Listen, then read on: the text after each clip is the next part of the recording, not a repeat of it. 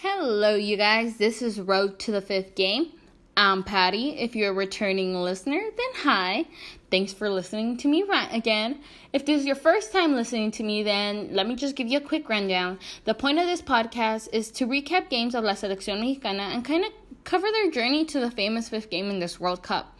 A lot of this will be based off of my own opinion, so you can hate it or agree with me, whichever's fine.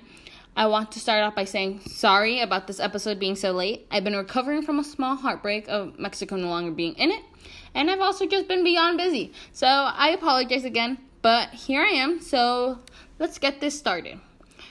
I just want to start off by putting it out plain and simple. Mexico played good, but not good enough. There needed to be more pressure by them on their side, and while they had some good looks, it just wasn't enough against this Brazilian team. I also think that Juan Carlos Osorio did the subs too early. I know the Rafa Marquez one, I understood that one. I was hoping he would do it, and he did after the first half. But the other ones just came too early, and I felt like they could have been better. I think he started panicking a bit, and it just happened to be what he thought was right. I'll never understand his thought process behind it, but can't really challenge something like that. I also just want to bring up one of the biggest talks from the game, which was Neymar and his flops. I'm pretty sure you've seen on Twitter or other forms of social media, all the memes and all this stuff. And I just want to kind of put my opinion out there where it's just embarrassing. You earn millions of dollars and are a world-famous soccer star. You're one of the best in the world. Why do you feel the need to do that? I'm not even going to lie to all of you. He has honestly lost a lot of my respect, and probably other fans' respect too, from that sort of behavior. It was just unnecessary, and the referee should have honestly done more about it, because it was clear that he just wanted to waste time for his team. I understand you're winning and all this stuff, and that's usually what you do when you're winning, but you have to kind of tone down on how dramatic you are. It was just plain embarrassing, unnecessary. I just hope referees going on for the next 8 games do a little bit better of controlling that, because it was just unnecessary, honestly.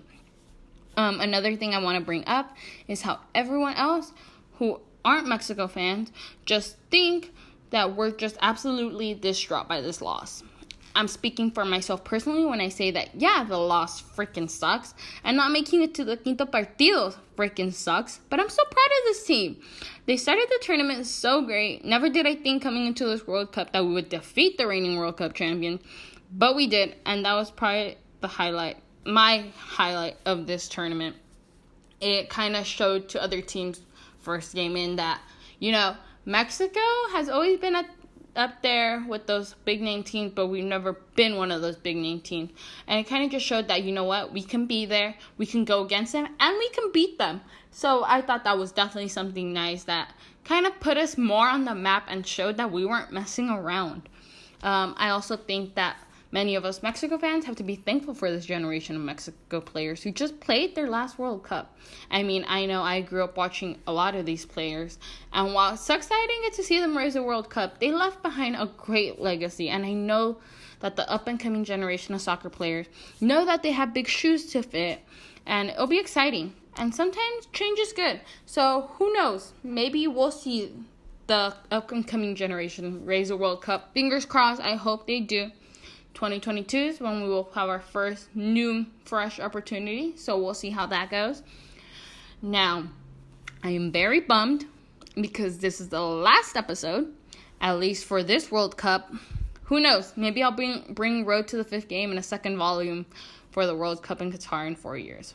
Who knows? We'll see, you guys. So while there won't be a game for Mexico, there will still be 8 more games for this World Cup. Be sure not to miss them. My Twitter is @_Patty Vicente, where you can find more of my tweets from different games and different news. And also stay posted on other projects I'm hoping to put out there in coming weeks that involve a lot of soccer. Liga MX is coming back in 2 weeks. Do you guys see how excited I am? Honestly, that's kind of what's keeping me going now that Mexico is eliminated. That, and because I have $5 on France. France, you have to help me out here. I need a bounce back. So I know that my opinion was kind of annoying, but hey, This was the last time on this podcast. And I also want to thank all of you guys who have listened to me. Your guys' support has been absolutely great. This is the first podcast I have ever done, and you guys honestly just made me feel so welcome and so comfortable doing it. So thanks, you guys.